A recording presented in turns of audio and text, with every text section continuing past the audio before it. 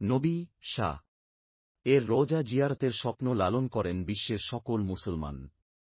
তবে রোজা জিয়ারতে নতুন নির্দেশনা দিয়েছে সৌদি আরব। কোটি কোটি মুসলমানের হৃদয়ের কেন্দ্রবিন্দু এ রোজা মোবারক। সম্প্রতি গালফ নিউজের এক প্রতিবেদনে এ তথ্য জানানো হয়েছে। সৌদি আরবের হজ ও ওমরাহ বিষয়ক মন্ত্রণালয় জানিয়েছে, এখন থেকে রাসূল শাহ এর রোজা জিয়ারতে আগাম অনুমতি নিতে হবে। এছাড়া বছরে একবারের বেশি জিয়ারতের সুযোগ পাবেন না আবেদনকারীরা। মন্ত্রণালয়ের ঘোষণায় বলা হয়েছে, রোজা জিয়ারতে ভিড় নিয়ন্ত্রণ ও অনিয়ম কমানোর জন্য এ নির্দেশনা দেওয়া হয়েছে। নতুন নির্দেশনা অনুসারে আগাম অনুমতি ছাড়া কেউ রোজা জিয়ারত করতে পারবেন না। আগের মতো অনুমতি ছাড়া এখন আর জিয়ারতের সুযোগ থাকছে না।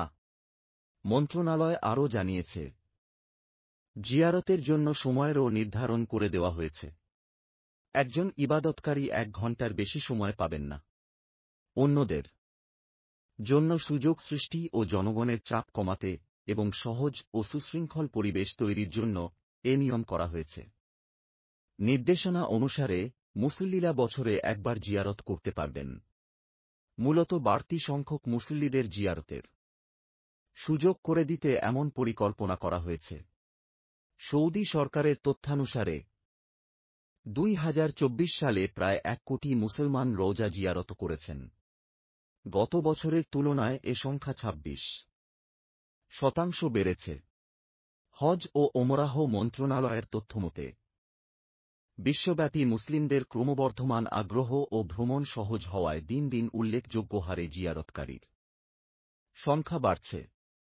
বিশ্বের সকল মুসলমানের জন্য রাসূল শাহ এর রোজা জিয়ারতের আকাঙ্ক্ষা রয়েছে। তবে অতিরিক্ত ভিড় ও প্রশাসনিক জটিলতার কারণে সৌদি সরকারকে বেশ কিছু জটিলতার মুখোমুখি হতে হচ্ছে। ফলে এ নির্দেশনা পরিস্থিতি মোকাবিলায় গুরুত্বপূর্ণ ভূমিকা রাখবে। মন্ত্রণালয় জানিয়েছে, আমরা প্রত্যেক মুসলমানকে সুশৃঙ্খল ও নিরাপদ পরিবেশে রোজা জিয়ারতের সুযোগ দিতে চাই। শুধু ভিড় কমানো নয়, মুসল্লিদের জিয়ারতের অভিজ্ঞতাকে আরও স্মরণীয় করতে এমন পদক্ষেপ নেওয়া হয়েছে।